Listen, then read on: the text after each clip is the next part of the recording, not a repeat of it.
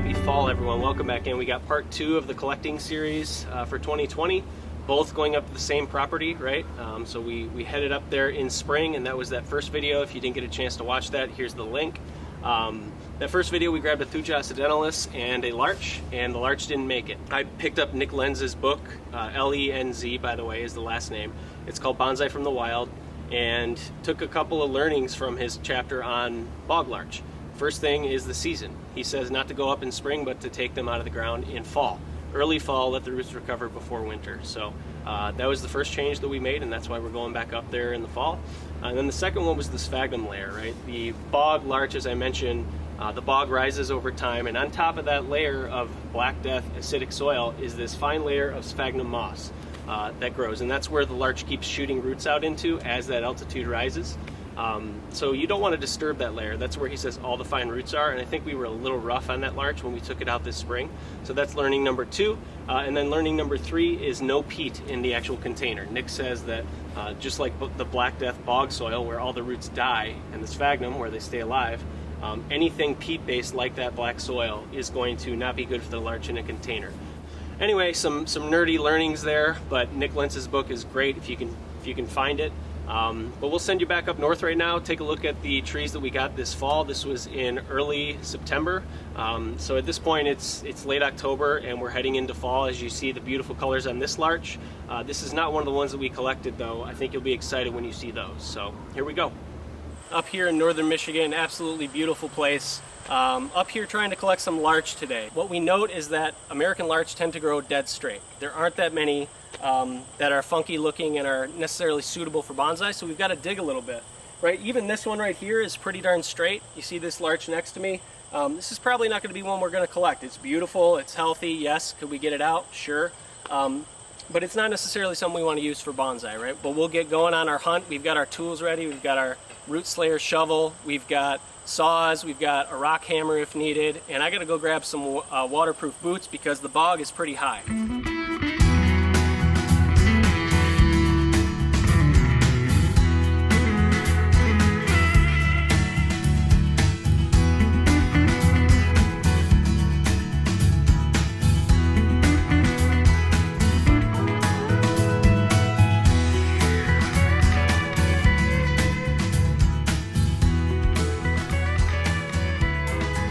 Found our first specimen. It's got some natural deadwood, nice big base, and then a move off to the left, and then up, and lots of branches to choose from as well. Let's get going.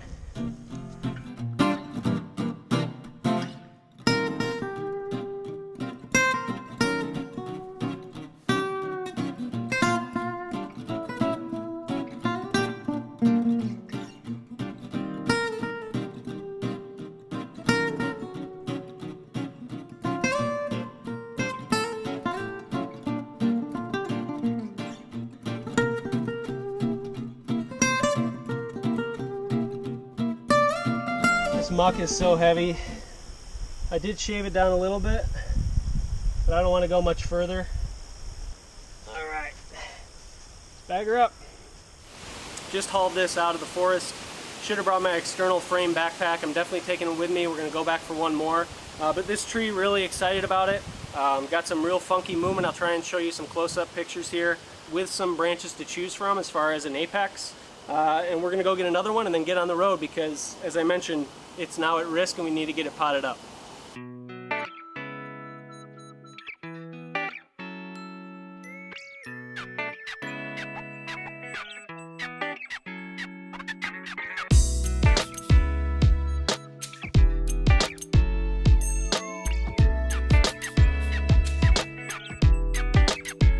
You see this larch right here?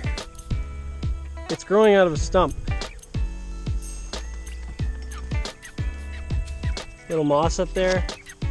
You know what? We could take that out. That may come right out. Chopped off the top up here. Just try and take some of that off. You can see all these fine roots. These are all larch roots growing into this stump. So I think it's healthy. I think we're going to chop low on this right here. Just try and take it out.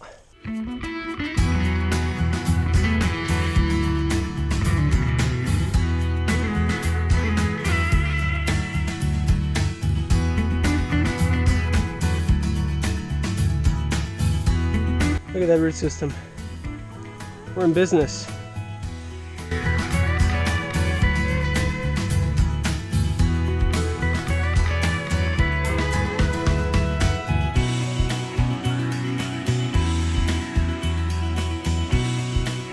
Cool looking base. We're gonna take it. All right, it's time to leave this wonderful place. So we're gonna make our way back up to the car. So tired from a day of collecting. The external frame backpack, by the way, is the way to go. So much easier on the back. Really excited about the couple of larch that we got today, close to Yamadori. Only a couple of years till they're in probably a bonsai pot, assuming they survive. And speaking of survival, we need to get these home right away. So I'm gonna mist them down, prune them up so they fit in the back of the car. We got a 3-hour drive back to Grand Rapids.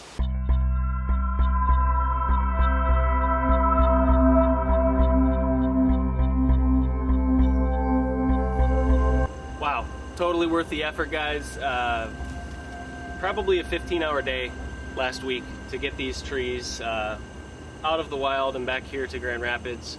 Got up early, hit the road by 7 a.m., 3-hour drive up north, 3 hours of collecting, got home at 6 p.m., ate a granola bar, drank some water, and then on to potting up the trees, right? We don't want them to be in limbo land for too long, having just been dug out of their natural environment. So this is the one that probably has the most character, in my opinion. Really funky movement off to the right from your perspective here, and then you see the apex decides to go up to the left. The tree is growing around the deadwood, almost like the healing of a wound that you normally would see, but you're seeing this in nature, and nature does it best. I'll try and get some close-ups on this deadwood and how it flows over to the left, but apex broke off here, tree decides to go over here, and this deadwood follows it, this ridge and this twist over to the left. I've also got a lot of branch selection opportunities, right? We've got options, always nice to have. And that was part of why I grabbed this tree. And by the way, on this tree, another part of not disturbing the root ball was leaving this Thuja occidentalis. You can see there's very different looking foliage here, and that's because this is actually a separate tree. You can see off to the left here, this little dude, which actually has interesting movement of its own, but it's right wedged into the root ball. So I will take that out in a couple of years, but right now, pulling that out and getting it out is not worth disturbing all of the larch roots in that area. Okay, larch number 2, this is the one that we collected out of the stump. Right, so in the footage you saw, old white cedar stump, maybe a foot high, this big around, and this larch was just coming right out of that stump in the ground. So it was elevated off the ground, and that means that we weren't bogged down by all of the Black Death soil. Sorry, I love my puns. We weren't bogged down by it because it was growing through that stump, old decaying wood, and so it just kind of came apart. Maybe a little bit of a beanpole larch, but I would argue that it has a lot of character and beautiful bark. I want to note one more characteristic about this tree.